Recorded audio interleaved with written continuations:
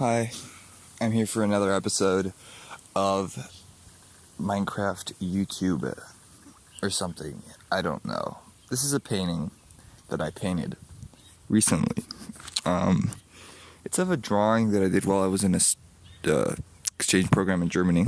I just sort of grabbed the drawing with all the colors and decided to make it like all big and swirly, and I definitely got a lot of inspiration from Van Gogh and that kind of impressionism.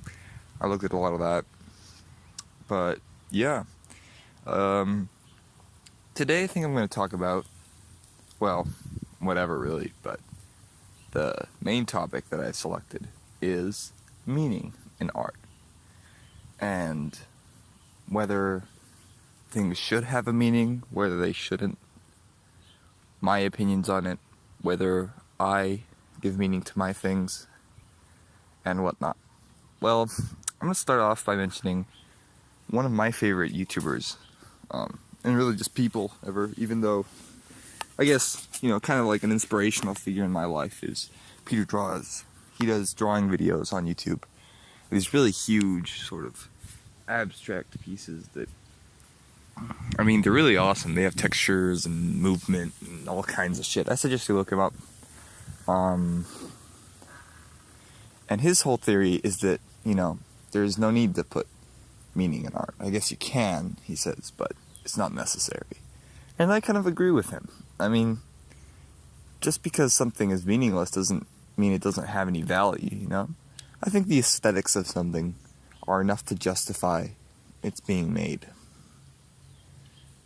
Of course, there's the reverse side of the coin where, which is something I really hate, which is going on right now, where meaning of the work is practically more important than the work itself. Like white canvases with red splotches on it, or like shit in a can is being sold for millions of dollars because it has essays or whatever and ideas behind it. But in my opinion, an idea by itself isn't worth anything. I mean, we can all have great ideas, but unless you start actually putting it into practice and making something out of it, then it's not worth anything, right? Like, I can have an idea for a really cool spaceship, but what's that worth? Nothing, right? Or I can write a long-winded critique of social norms, and, well, that might be worth a little bit more if you're an important figure, but even so, I don't think that modern art, quote-unquote, is worth quite what people it's worth quite the value that people attribute to it. I much prefer classic art, or at least the classic conception of art, which is more of a craft. People craft Minecraft, which is it's a lot more skill oriented. How shit looks, aesthetics, angles. Do you blend your colors correctly? That kind of stuff. But then I don't either think that perfect technique determines the value of a piece. For instance, this, which you're seeing right now, is, it's a good piece of art. Like, I like it, I wouldn't say it's meaningless. Of course, there's no realism in there, but there is technique of a different kind. What I guess I'm getting at is that there is no best way to make something, but there are a lot of wrong ways. And I personally think that, grabbing canvas, fucking putting 3 lazy red splotches on it, and, selling it for $1 million is a cool thing to do. I mean, good on you if you do it, you just made $1 million, but I don't know what the fuck is wrong with the person that paid $1 million. So yeah, I guess it's a business. I read somewhere that, like a lot of art, they use it to evade taxes, right? Because, like, that piece of art is worth any value, Nowadays you can attribute anything you want to it, so I didn't do very deep diving into the subject, but I read that somewhere. Might be wrong. I don't care, nobody watches these, so I won't be misinforming anybody. Except for maybe, like, Pierre today. Whoever really watches this. Shout out to you. My best friend. And my friends from Germany are like the only people that watch these videos at this point in time. Who knows? Who knows? I like it. That way I can just be a lot more free with my thoughts and say pretty much whatever I want. And today, I wanted to talk about that a little bit because,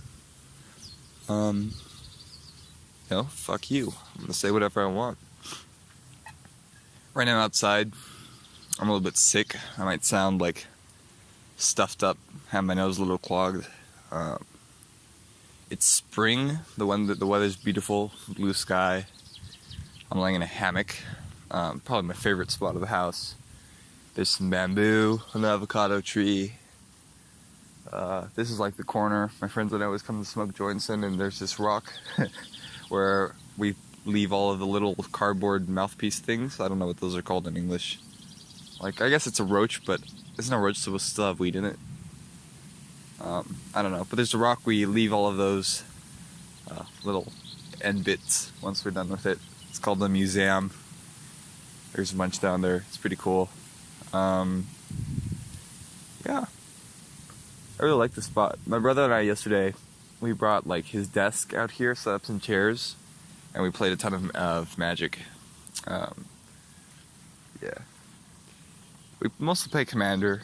You know, I've got a bunch of cool MTG decks. If you don't know what MTG is, you're going to be completely lost here, but I have a Zedru deck, Reaper King deck, Mimeoplasm, and I just bought the new Commander 2018.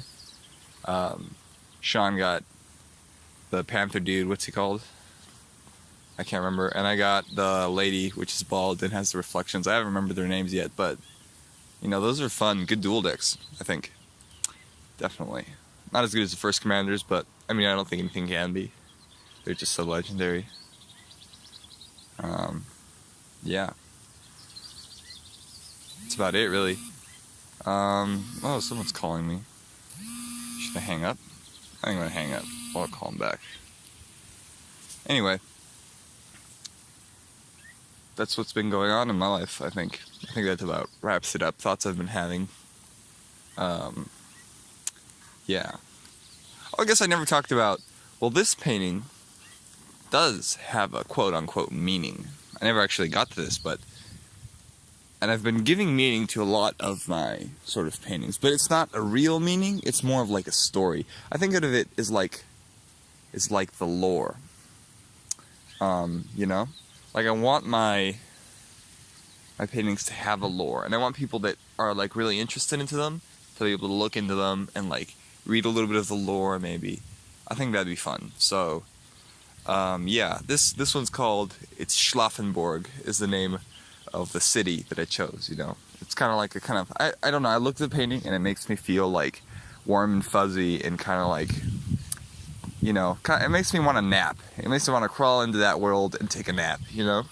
So I call it Schlafen, which is the verb to sleep in German, and Burg, which is, it's a moat in German, but several cities like Freiburg, you know, I don't know if Luxembourg is one of them, but all the ones that end in Berg is because it was originally, the city had a moat around it, I think. It was either a moat or a wall, one of those two.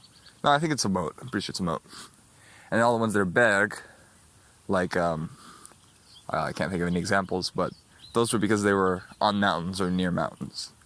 But yeah, there's a little bit of ocean in the background here, so.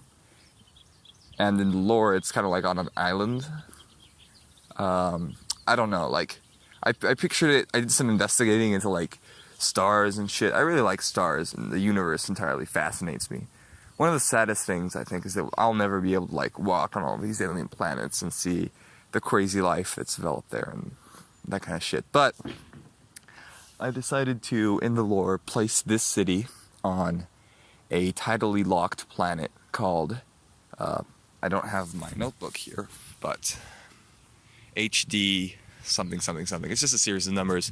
But this planet's really cool because it's tidally locked, which means that one side is always facing the sun, and the other side is just off in space. So obviously you get heat differences, and scientists think that in the little middle bit in between those two sides is likely, it's pretty likely that there's life there, you know? I guess, this is just my guessing. I I didn't read enough to give you a serious 100% answer, but I guess it's because of the heat differences. Like, if one side's super hot and the other side's super cold, then somewhere in between, there's gotta be like, there's gotta be a point in which our temperature is, for example. I think. I'm not sure. Anyway, the problem with this planet is that it has like, or it had at one point, probably so much water on it that liquids that they all evaporated because one side is constantly facing the sun, and that would have created like just like a greenhouse effect because of all the water vapor, and the planet would be too hot for life. However, it's not 100% no, because I read that if like it had a certain number of cloud coverage to begin with, I think it was 70 or more percent, then this planet would get just enough sunlight to be habitable, quote unquote. And it's like a giant water world, I think. But I get some islands. I mean, in the lore, and like I only put one of the islands in the habitable zone, so, and that's where I put my city. So if you're wondering where my city is, it is on. I'm actually gonna look it up real quick. And my internet is bugging out, and here we go. It is on the planet HD 85512b. It's orbiting the sun, HD 85512. So, I hope you've learned something, and I'm going to read you the little text that I wrote about it.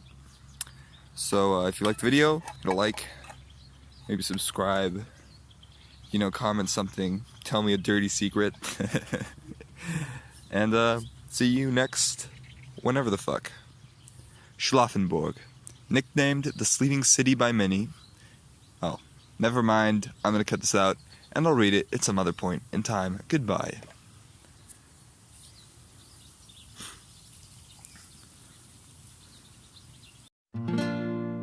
Come and fly.